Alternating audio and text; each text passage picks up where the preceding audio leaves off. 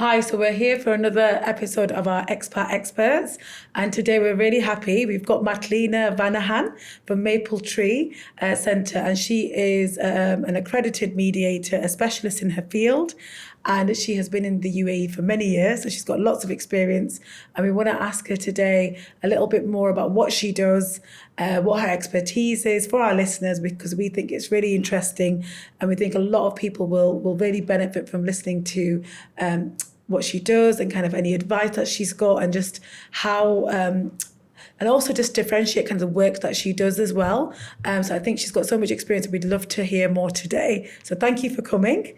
Thank you for inviting me. The first question I'd like to ask is if you can tell us a little bit more about your background and what you do at the moment with Maple Tree as well. Anything else that you want to share? Okay.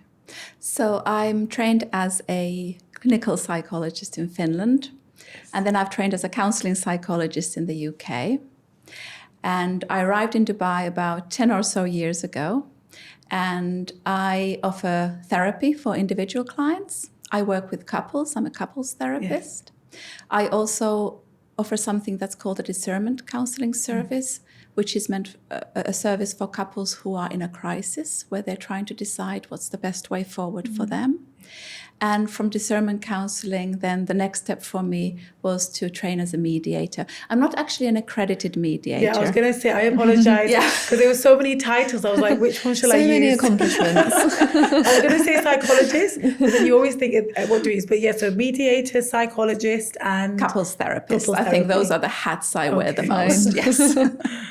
So I've been at the Maple Tree ever since I started working as a psychologist in Dubai. So I'm very attached to the Maple Tree. It's a psychotherapy service. We're all psychologists there, and it's a small boutique practice.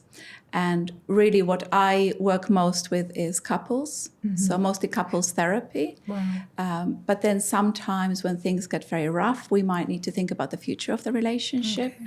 And sometimes when the couple decides that going their separate ways is the best way forward, then I can help them mediate the separation in a way that is hopefully amicable, gentle, and always keeps the children's best interest in mind. So that's something I'm really passionate about, is that we don't forget about the children when things get rough in the relationship. I think that's really important, isn't it? That's something that resonates with us as family solicitors, that often in times of sort of marital crises, the children often do get neglected and or sometimes used. It's all about husband and wife and the ego, and he said this and she's doing this and my money, and they just lose the children in this, and it's sad. Yeah. So no, sorry. Yeah. No, it's really hard if we as parents are going through a crisis, it's really hard to sometimes have that mental bandwidth to think about our children, put their needs first. It's challenging.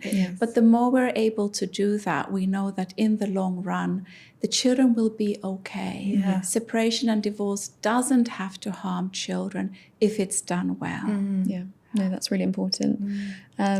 Perhaps you could tell the listeners a little bit about what inspired you to go into this line of work, and perhaps what you find most rewarding. My career has really been a journey, but somehow I never quite know where I end up. So I started as an individual therapist, and then sometimes clients ask, well, can I bring my partner in? We have relational problems. And I said, sure, I'm always open to trying out new things. And then I realized I needed to train more in couples therapy, because it is very, very hard work. It's very challenging. It's very different from having 2 people in a room to move to having 3 people in the room. Sure. So then I started training in couples therapy, and then I realized that I couldn't help everybody the way I wanted to. And that's when I discovered discernment counselling, because about 30% of couples who present themselves to couples therapists are actually mixed agenda couples. So these are couples where one or both are really uncertain whether they want to continue the relationship. So if you at that point transition the couple to couples therapy, it can do more harm than good. So discernment counselling first clarifies, do you want to commit to couples therapy, or is there something else that would work better for the two of you? Okay. And from there, I then realized that I'm meeting a lot of couples who are actually heading towards separation. How can I support them in not so much cutting the legal or the financial ties, but cutting the emotional ties, because those ties are the hardest to cut. Yeah. So that's kind of how I gradually started shifting towards mediation. And another group of clients that helped me in that shift were couples who were in polygamous relationships. Right. Because traditional couples therapy assumes monogamy, and it only really works well when there is full trust in the relationship, when there is that commitment. Polygamy is a bit more complicated than that. And I realized some of the tools that I had were not applicable for these couples. And my goal is always to help people who are in distress. So if I don't have the tools, I start looking for them. And mediation gave me a lot of tools of working with this specific group of I've got couples. a question for you. So how different is it to switch hats? So when you're working as a psychologist, to a mediator, to a couples therapist, like, is it very, very different, or do they all kind of overlap? It does overlap because I'm still me. Sometimes I do have to tell people, if I, for example, in an individual therapy session, I'll say, look, I'll put my couples therapist hat on for a moment. I'll talk about the relational dynamic from what I'm hearing as a couples therapist. Right. But at the same time, we can't take relationships out of anything. We are related to each other. We are connected to each other. So in some ways, being a couples therapist always is present, even in individual therapy, even in mediation.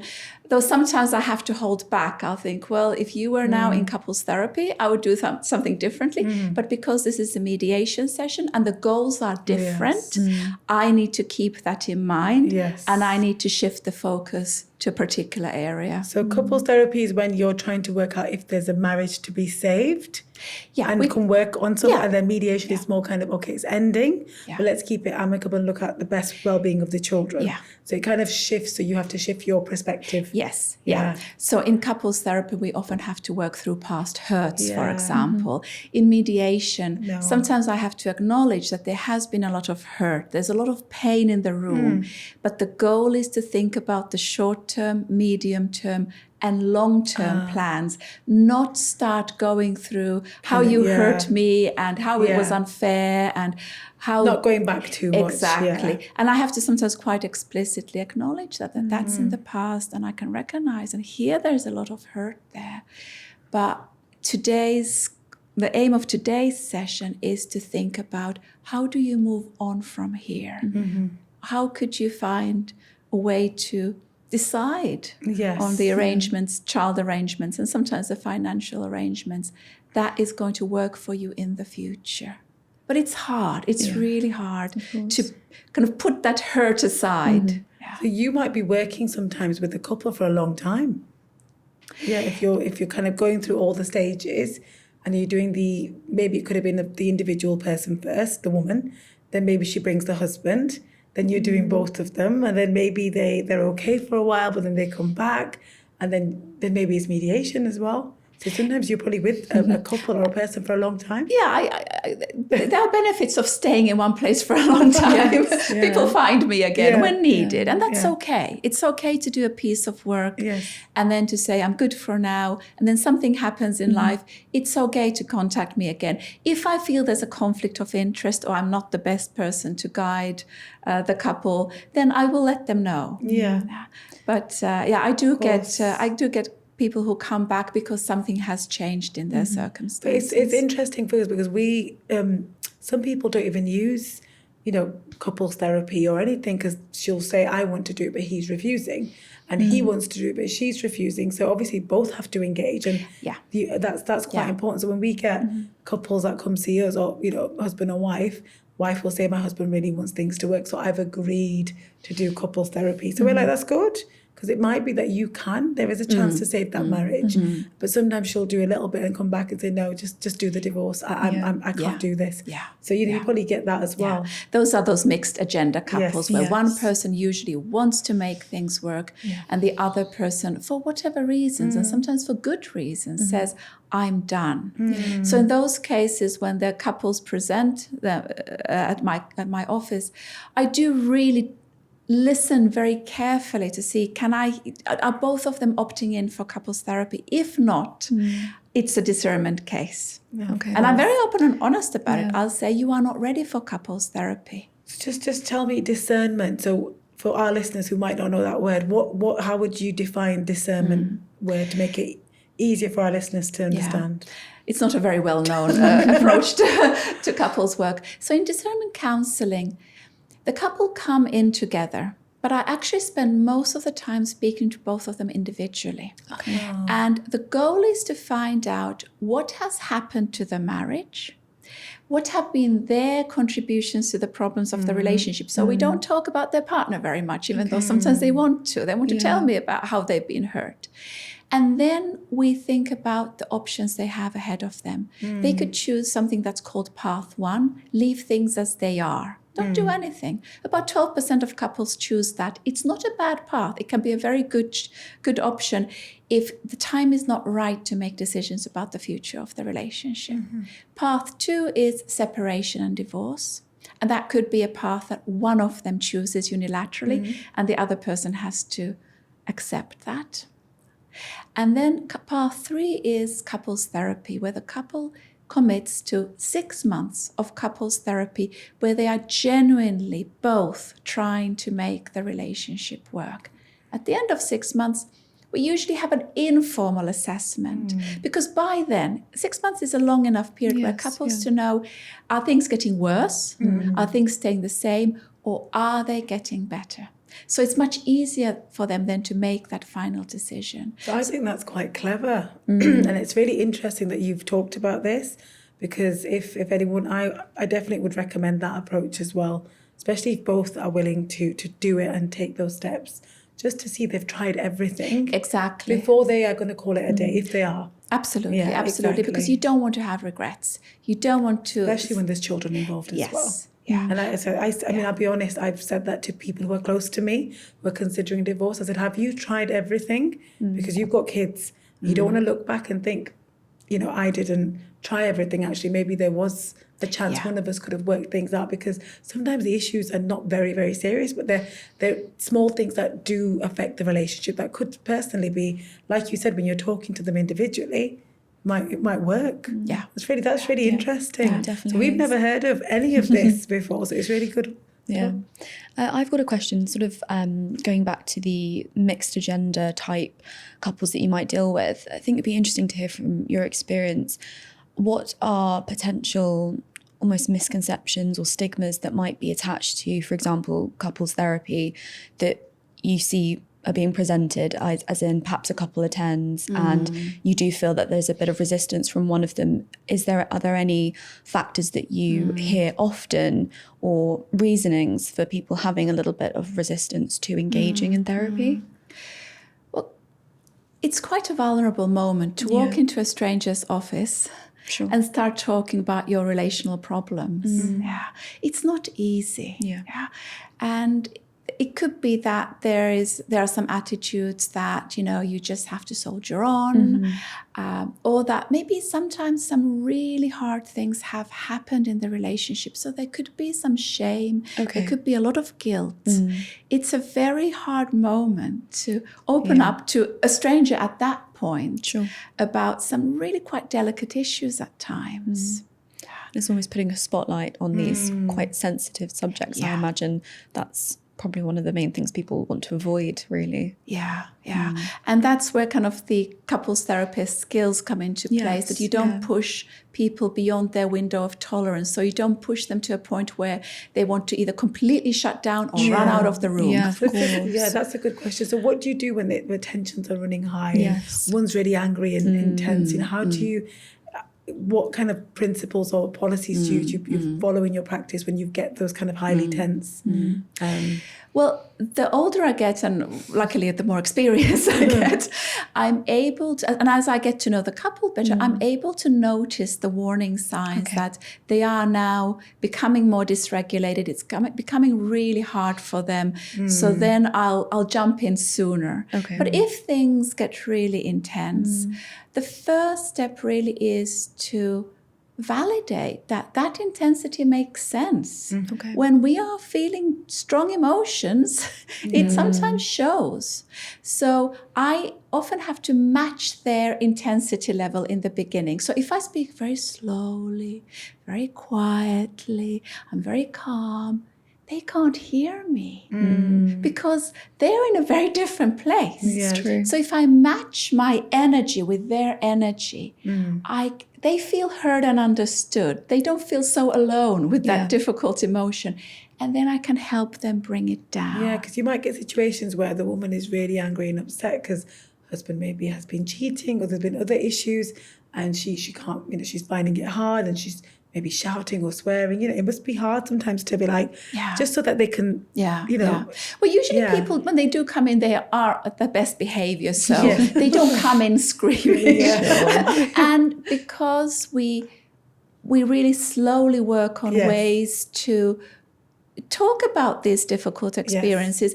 And when it comes to really betrayals of trust, and this might sound really counterproductive, and sometimes it's hard for couples to accept it, couples therapy does not start there. We start with de-escalation, which is bringing safety and calm into the relationship so that we can, in a constructive manner, address these difficult topics. If we start with the toughest of the topics before the couple is ready, it's just going to make things worse. It's going to just bring a lot of conflict and arguments. I was going to say for question 11, that it brings you to that one. Yeah, so in terms of what advice you might have, general advice for a couple, for example, looking at family mediation, is there anything they can do to prepare for a session or, something, a general nugget of advice that you might be able to offer? Absolutely. Yeah. If you're able to come in understanding that you will not necessarily even walk out with a good enough solution. We are looking for solutions that you can live with, agreements that you can live with. So we have to kind of lower the bar quite a bit. Manage the expectations. Yes. Yeah, and that sometimes you as a parent might need to put some of your needs to the side for the benefit of the children. So there's no perfect outcome. There's not necessarily a good enough outcome, but there could be one that you can live with and that you can start rebuilding your life from.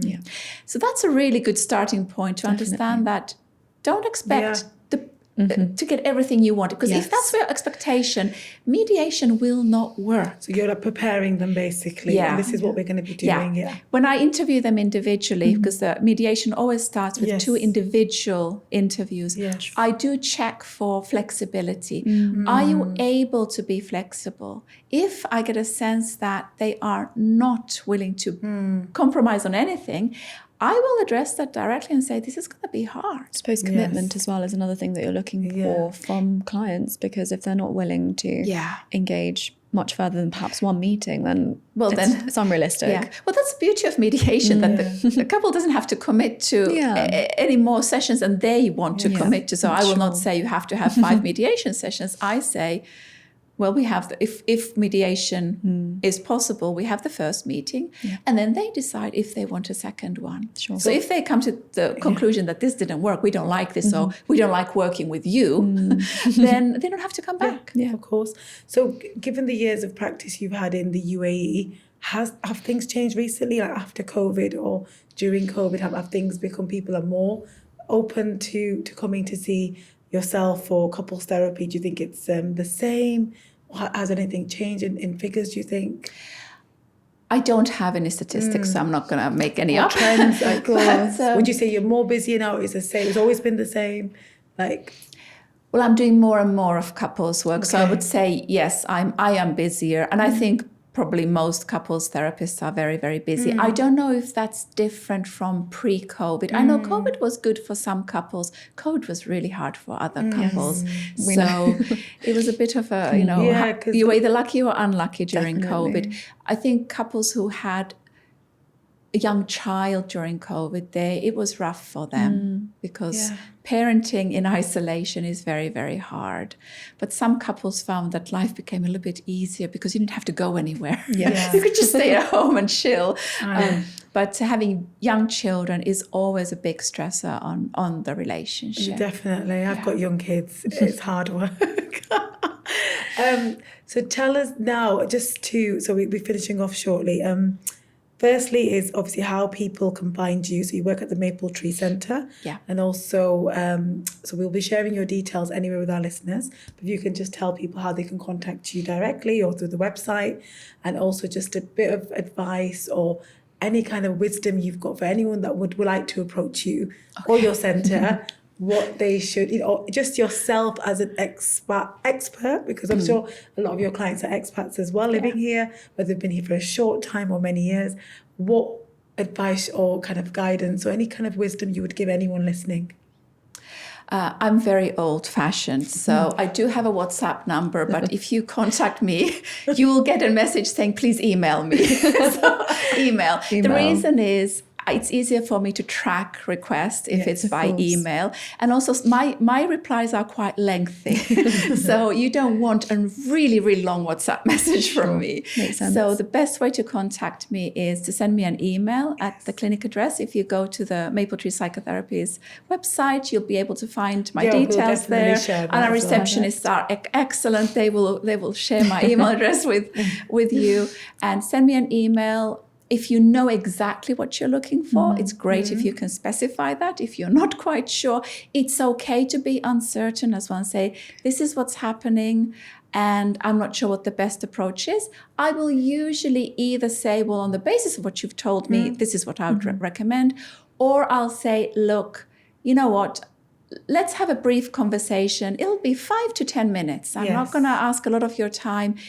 Give me kind of a brief summary of what's going on, and I'll give you 1 or 2 options. Okay. And then you can go to your partner and discuss it, because obviously if you come as a couple, both of you have to know what you're walking into. So please don't ambush your partner. That's helpful.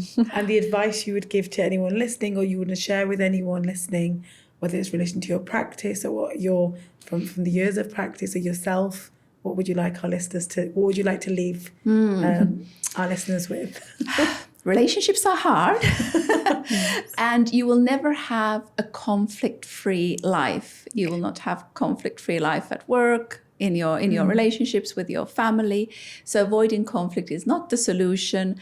So finding ways to talk things through, finding ways to repair when a relationship is going in the right direction, a wrong direction, and finding that relational flexibility, meaning that sometimes we do have to put ourselves in the other person's shoes and find out that what is it that they need? And even if it doesn't make full sense to you, maybe it's important to them.